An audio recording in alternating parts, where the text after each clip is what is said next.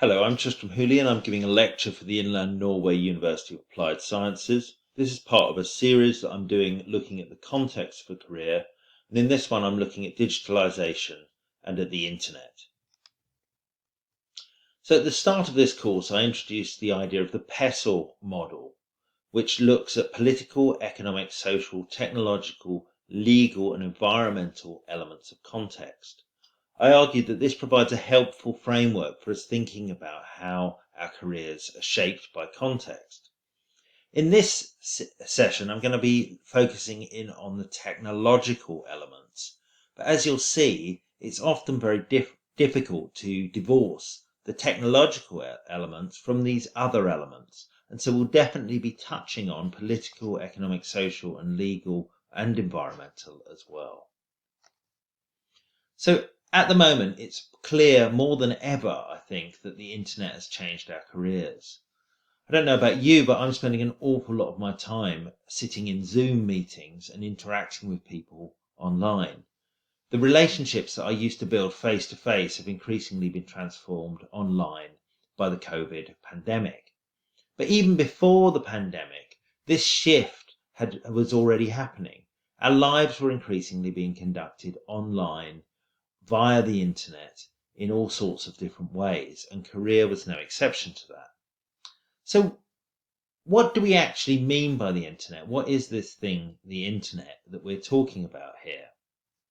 Well, the first thing that the internet is it's a series of technologies, a series of applications, programs, things which allow us to do things. So, for example, we might have a program that, like Zoom, which allows us to communicate via some kind of video conference. We might have things like the virtual learning environment in which you're taking this course that allows to pass content to and from each other and give feedback to students and so on.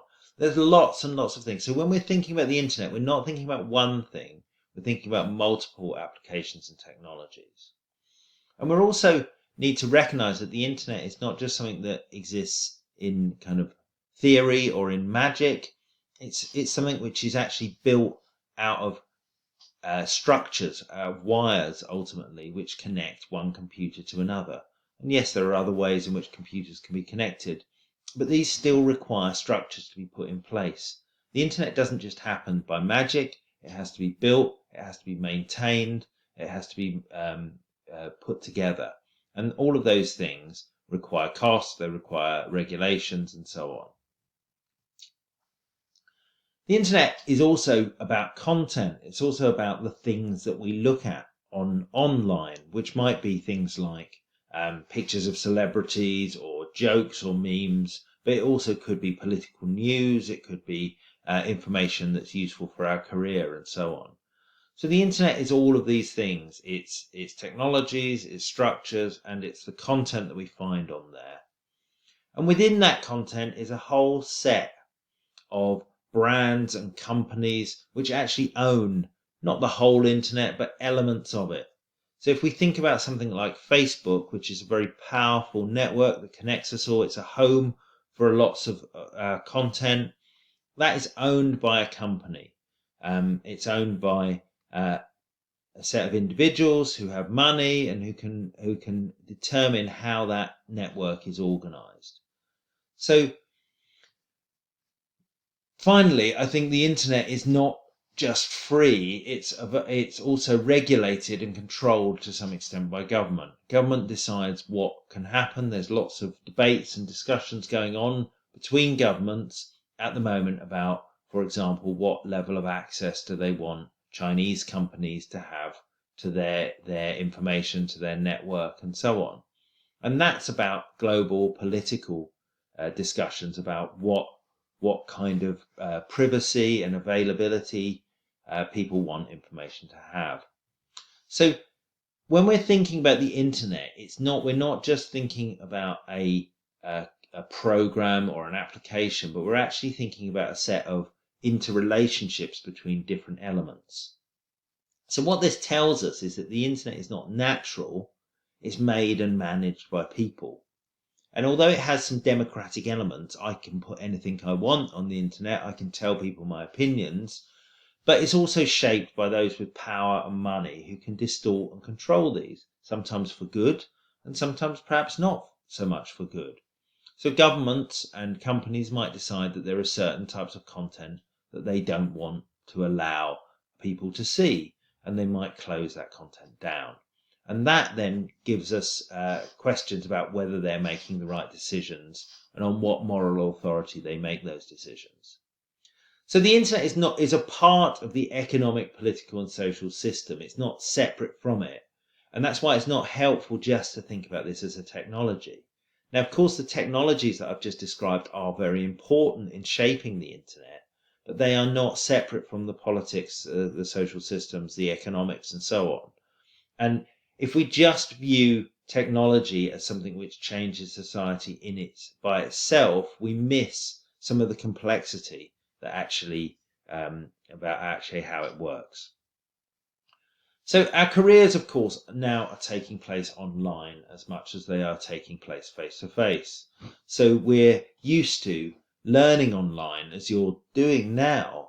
We're used, and that process of being able to interact with information, with other people, and use that as a way of learning online is very important. And we also now find work and work online.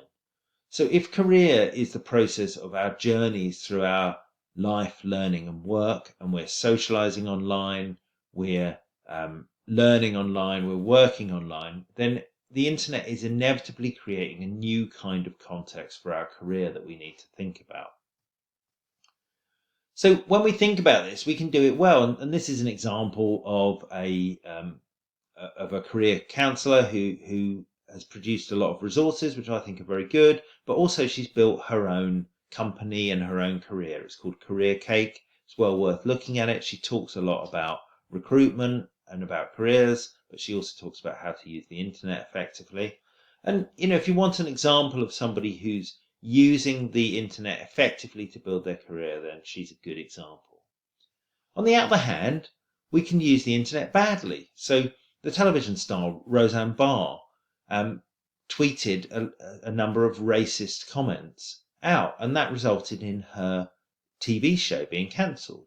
We might think, well, that's fair enough. But the point is, her use of the internet, it wasn't actually her racism that was being punished there. It was what was being punished was her decision to broadcast that racism using the internet. Something which probably wouldn't have been broadcast by one of the mainstream TV shows that she is appearing on. So what we see then is that the internet opens up opportunities for us to tell the world about who we are, to be effective in our careers, but it also opens up opportunities for our careers to be for us to be punished for making mistakes in our careers. So some people argue that the internet offers a new context for careers in which old inequalities will be less significant. They stress that the internet breaks down existing hierarchies and opens up new opportunities for networks, entrepreneurial activity and cooperation. And the example I gave you of Amy Bateman gives you an example of someone who's really making the most of some of those things, has taken her knowledge and expertise, has put it online and used it to build a career for herself. Others argue that the internet has been used for surveillance and for casualization. So, for example, changing the way in which we work. So Uber would be a good example of that. And they feel that it increases inequality and provides the powerful with another tool. So the way in which technology operates is shaped by society, politics, the economy. But what's important here is that the way in which technology actually operates also in turn shapes society, politics, and the economy. So it changes the context for our career. Not on its own, not just a piece of technology comes along and everything is different, but the way in which we adopt that technology into our society ultimately shapes the way our careers operate. So if we were going to summarize this, I've got a number of metaphors that I use to help us think about how the internet shapes our career. So firstly, the internet functions as a library. It's a place where individuals can find information that informs and relates to their needs, as well as consuming, what Donald Trump calls fake news, but incorrect and unhelpful information. So the internet provides us with a library that is useful for finding information for our career. And it also provides us with a media channel through which we can communicate and, of course, miscommunicate what we want to say. It provides a surveillance camera where our behaviour can be watched, policed and judged by those with power and also by those without, so people can look at us and make judgments about our behaviour through the internet. It provides a marketplace where we can transact with opportunity providers like employers or learning providers and tell them about ourselves.